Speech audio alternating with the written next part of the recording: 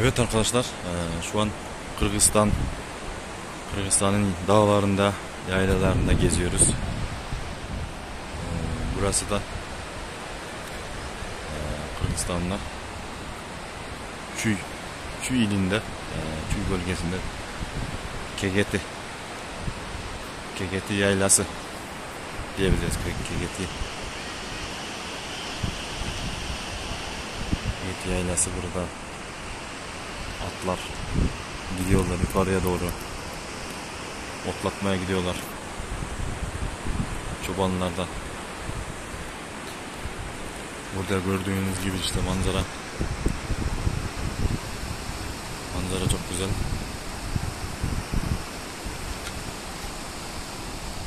Manzara güzel. Ağaçlar.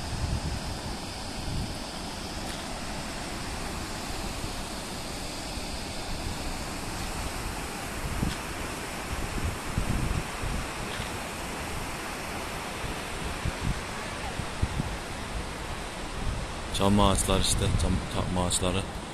Sanki yukarıdaki çam ağaçlarda sanki insanlar dikmiş gibi. Tıpkı halılar gibi. Halıymış bilmiyorum ama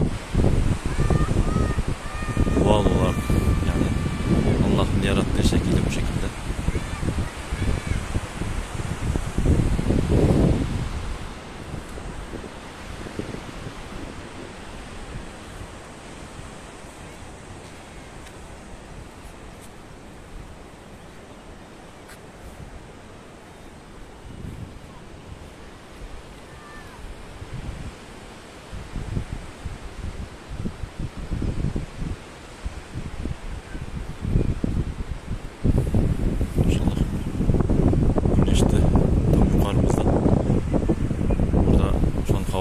Arttı 23 falan.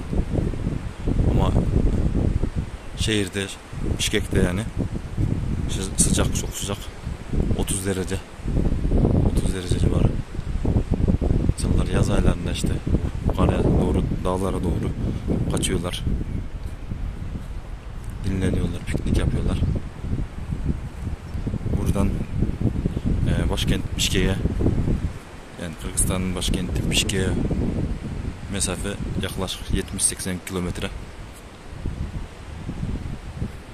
80 kilometre. Bu atlardan da işte atların sütlerini akşam gün içinde alıyorlar işte sabah veya akşam falan. Sonra da kımız yapılıyor. Kımız da işte bildiğiniz gibi sağlığa çok yararlı bir içecek. Sağlığa çok yararlı bir içecek.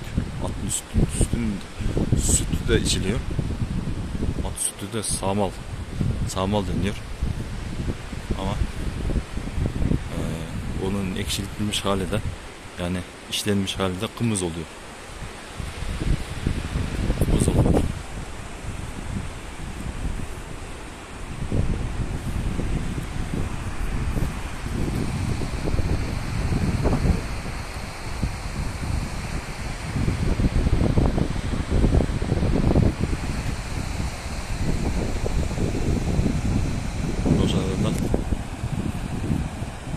İnsanlar piknik yapıyorlar. Mangal falan.